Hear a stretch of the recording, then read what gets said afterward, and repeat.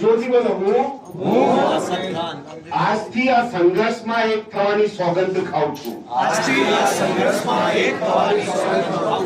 મારું ઘર ફક્ત દિવાલ નથી, મારું ઘર મારું સ્વાભિમાન છે।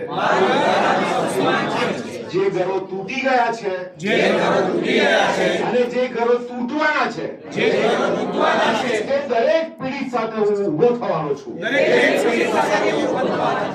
अन्याय, तानाशाही અને ગરીબ વિરોધી નીતિઓ સામે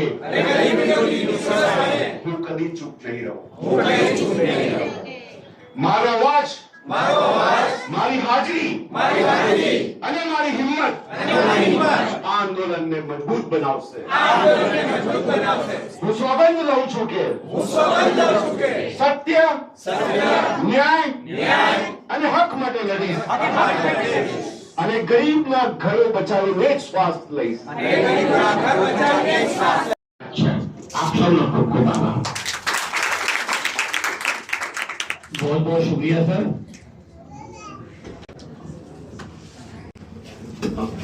अब प्रोग्राम को आगे बढ़ाते हुए हमारे बीच सेवा दल के राष्ट्रीय अध्यक्ष लालजी देसाई साहब मौजूद हैं। આ બંધારણ છે આવું માટે હું અને તમે બોલી શકીએ અને લખી શકીએ। એટલા માટે મને લાગે છે કે આપણે સૌ ભાઈ પેલી જે દુકાન છે એના સંદર્ભમાં ઇમ્પેક્ટ ફી ભરેલી છે, એના કાગળિયા છે, આ બીજી જવાબદારી છે।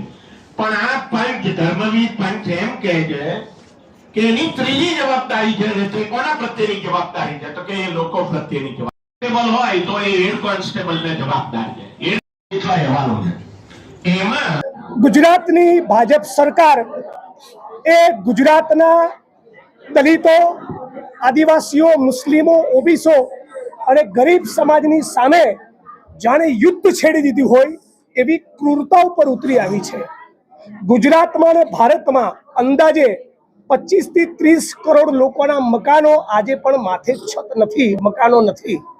આવા આપણા દેશમાં, આવા ગુજરાતમાં ગરીબ માણસોને સામે ચાલી સરકારી યોજનાનો અમલ કરીને ઘર ભેગા કરવાના બદલે મૃદુ અને મક્કમ હોવાનો દાવો કરનારા મુખ્યમંત્રી ભૂપેન્દ્ર પટેલના શાસનમાં હજારોની તાદાદમાં લગભગ છેલ્લા 1 વર્ષમાં 20,000 જેટલા લોકોના મકાન તોડી પાડ્યા। રાયખડ મિલનો પ્રશ્ન હોય તો દલિત સમાજના ઘર તોડ્યા, ચંડોળામાં મુસ્લિમ દેવી પૂજક દલિત સમાજના ઘર તોડ્યા, ઓઢવમાં, અંબાજીમાં માલધારી રબારી સમાજના ઘર તોડ્યા, સુભાષ બ્રિજ સર્કલ પાસે ચાંદખેડાના મોટેરામાં દેવી પૂજક અને ઠાકોર સમાજના ઘર તોડ્યા। ભારતીય જનતા પાર્ટીના આગેવાનો, નેતાઓ, ધારાસભ્યો, સંસદ સભ્યો, મંત્રીઓ એ ગેરકાયદેસર દબાણો કરે, સરકારી પડતર જમીન, ગૌચરો હજમ કરી જાય, ગેરકાયદેસર બિલ્ડિંગો ઊભી કરે, હાઈકોર્ટના આદેશ બાદ પણ એવી બિલ્ડિંગો ડેમોલિશ ના થાય, પણ એસસી, એસટી, ઓબીસી, માઇનોરિટી અને ગરીબોના ઘર તોડવાની વાત આવે એટલે ભૂપેન્દ્રભાઈનું બુલડોઝર તરત પહોંચી જાય છે। એટલે અમે પણ નક્કી કર્યું છે કે ઓક્ટોબરની 15 તારીખની આજુબાજુ ગુજરાતના મુખ્યમંત્રી ભૂપેન્દ્ર પટેલના બંગલે સમગ્ર ગુજરાત અને અમદાવાદના મોટી સંખ્યામાં હજારોની તાદાદમાં લોકો જશે અને સવાલ પૂછશે કે અમે આ દેશના નાગરિકો છીએ કે નહીં। આ દેશ એ ફક્ત ઉદ્યોગપતિઓ, અદાણી અને અંબાણીનો નથી। આ દેશ એના ઓબીસી સમાજનો, ડીએનટીનો, મુસ્લિમનો, દલિતનો, આદિવાસીનો, ખેડૂતનો, શ્રમિકનો પણ દેશ છે। અમે આ ગરીબોના મકાન તોડવા દઈશું નહીં। આ કોંગ્રેસના કાર્યકારી પ્રમુખ તરીકે પણ કહું છું અને બંધારણમાં માનનારા ગુજરાતના નાગરિક તરીકે પણ।